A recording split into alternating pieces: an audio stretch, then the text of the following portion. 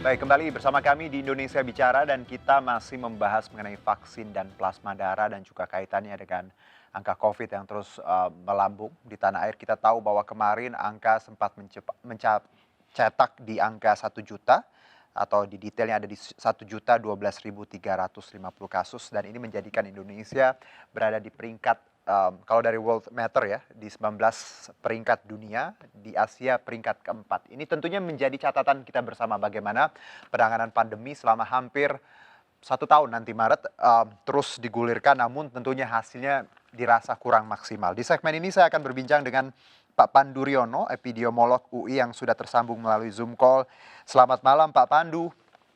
Selamat malam. Apa kabar Pak Pandu? Sehat ya? Sehat. Alhamdulillah, alhamdulillah. Kita bicara vaksinasi dan plasma darah, tapi sebelumnya Pak, saya ingin meng-highlight soal angka 1 juta yang kita dapat kemarin. Tapi di luar itu optimis harus dijaga karena ada yang sembuh di 820.000 sekian. Jadi angka 1 juta itu angka yang terinfeksi dari Maret 2020 hingga sekarang. Pak Pandu, kita melihat angka ini kan terus bertambah. Apakah ini sebenarnya despite of tadi ada angka 800.000 yang sembuh, apakah 1 juta ini angka yang wajar untuk Indonesia atau sebenarnya ini pukulan berat untuk kita? Iya, itu adalah angka akumulasi sejak awal pandemi. Betul. Dan itu yang terkonfirmasi. Terkonfirmasi, baik. Angka yang sesungguhnya yang terinfeksi itu jauh lebih tinggi. Baik. Karena kita tahu bahwa testing kita sangat terbatas. Dengan demikian sebenarnya itu menunjukkan bahwa kita belum berhasil menekan penularan. Yang terus terang memprihatinkan. Karena banyak negara sudah berhasil menekan penularan. Oke. Kita harus bisa. Baik, jadi 1 juta ini catatan bahwa ya akumulatif dari Maret lalu tadi Anda menyebutkan bahwa ini menunjukkan bahwa sebenarnya kita belum mampu mengendalikan ini semua. Iya, betul sekali. Lalu kalau dengan kita lihat, ya, silakan. Kita lihat kan dari mereka yang terinfeksi itu sebagian masuk rumah sakit. Nah, masuk rumah sakit itu sekarang kapasitas rumah sakit kita terlampaui dengan jumlah orang yang membutuhkan pelayanan rumah sakit. Jadi kuncinya kita harus berhasil menekan penularan supaya rumah sakit kita tidak kebanjiran kasus. Oke, catatan juga Pak Pandu bahwa kemarin ketika di highlight 1 juta yang sembuh 800, tapi juga angka kematian juga tinggi ya Pak Pandu ya.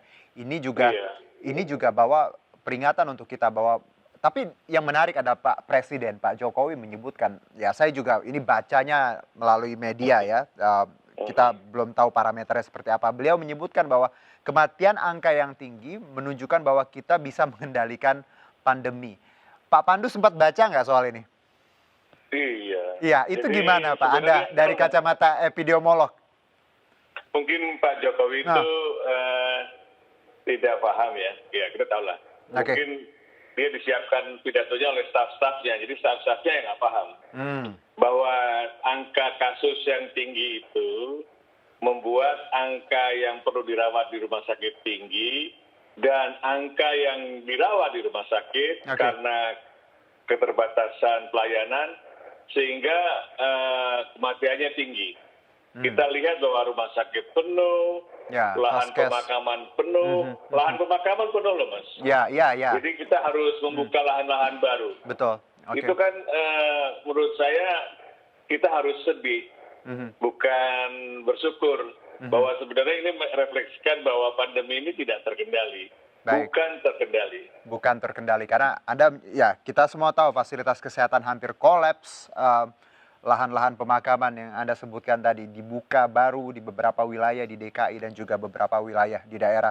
Nah, Pak Pandu, dengan angka 1 juta, dengan catatan ini, what next? Karena kalau pertanyaan saya sebenarnya akan sama ke Anda. Tiap kita ngobrol, apa yang harus dilakukan pemerintah? PSBB sudah, PPKM sudah. Tapi yang menarik Pak Pandu ya, saya sebagai masyarakat yang melihat dari PPKM yang diterapkan, katanya 75% work from home ya, whatever itu. Tapi jalanan rame, kantor rame, gimana Pak Pandu? Betul. Iya, jadi kita kan sedang dengan regulasi-regulasi ya. Dulu PSBB, kemudian PPKM. sebenarnya kan itu kan yang melakukan masyarakat. Nah, Baik. kita lupa mengajak masyarakat untuk bersama-sama mengendalikan pandemi ini. Seakan-akan pemerintah itu bergerak sendiri. Dan menurut saya perlu masyarakat diajak lah bahwa kita menghadapi pandemi ini bersama. Oke. Nah, kalau kita bicara vaksin, karena ini di Indonesia bicara yang kita highlight juga terkait vaksin dan Vaksin. juga plasma darah. Anda melihat bahwa vaksinasi yang sedang dijalankan saat ini, apa yang ingin Anda mungkin kritisi atau pendapat Anda? Iya, Hmm. vaksin itu kan sekarang belum dijalankan. Hanya Belum beberapa ke orang yang penduduk. mendapat ya? Ya, jadi Oke, prioritasnya adalah prioritas tenaga kesehatan. betul. Dan tenaga kesehatan juga lamban sekali, padahal tenaga kesehatan kan gampang dijangkau di rumah sakit, di puskesmas, ya kan. Kemudian tenaga kesehatan yang di atas umur 60 tahun juga tidak terjangkau. Baik. Jadi kita menghadapi kendala yang luar biasa. Jadi kita harus memikirkan nanti kalau kita mau melakukan pada penduduk, gimana caranya kalau masih lamban seperti ini, sampai kapan kita akan bisa memvaksinasi penduduk. Dan ingat bahwa vaksinasi ini tidak mencegah penularan, hanya mencegah penyakit menjadi berat atau angka hospitalisasinya menurun dan Oke. juga angka kematiannya menurun. Jadi yang harus diprioritaskan adalah penduduk yang kematiannya tinggi, yaitu penduduk yang di atas 59 atau penduduk lansia. Oke, Anda meng-highlight bahwa terkait pelannya ya, vaksinasi ini betul untuk sekali. tenaga kesehatan. Bisa dielaborasi Pak Pandu, kenapa tadi Anda menyebutkan bahwa eh, rumah sakit padahal harusnya semua dokter dan perawat sekarang sudah divaksin, tapi pelan dalam artian seperti apa? Iya, karena kan Nah. mereka harus melakukan pendaftaran. Artinya kan basis data yang dimiliki oleh Kemenkes tidak akurat. Artinya kan bayangkan Kemenkes yang punya tenaga dokter, tenaga perawat, tetapi basis datanya tidak bisa dipakai untuk melakukan vaksinasi. Sehingga semua nakes harus meregistrasi ulang. Bayangkan ini melamban. Saya bilang nggak usah register, langsung saja berikan sambil kita mendaftar ulang. Oke, karena kalau dengan cara yang sekarang register lagi, data yang pun ya yang ada nggak kepakai segala macam, it takes time dan akan bikin lebih lama Betul. lagi. Seperti itu Pak Pandu Betul. ya? Oke, Iya. Pak Pandu, saya setuju bahwa vaksin bukan the only goals ya, bahwa kita punya Iya. tadi tetap 3M, 5M Betul. segala macam.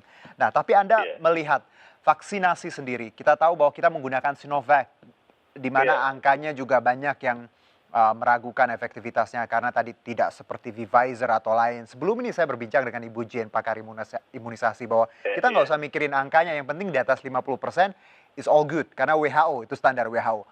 Pak Pandu sendiri, bagaimana menjawab keraguan kalau masyarakat masih enggan divaksin, karena tadi takutlah segala macam, angka efektivitasnya rendah, seperti tidak di 70 atau 80.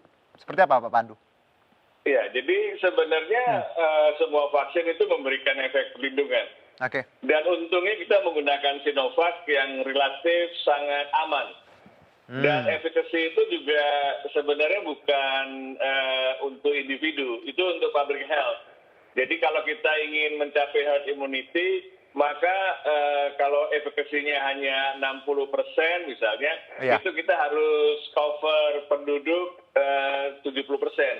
Ya, ini cuma beda cakupan saja. Jadi bagi penduduk, bagi kita semua vaksin itu melindungi. Kalau kita tidak divaksin, itu risiko untuk mengalami COVID atau sampai meninggal itu bisa 3 sampai 4 kalinya dibandingkan yang divaksinasi. Makanya Oke. kalau kita divaksinasi, kita terlindung, masyarakat juga terlindung, itu yang paling penting. Jadi vaksinasi itu seringkali dimitoskan sebagai wah efekasinya kecil. Enggak, Ya. efekasinya cukup Ya. tinggi.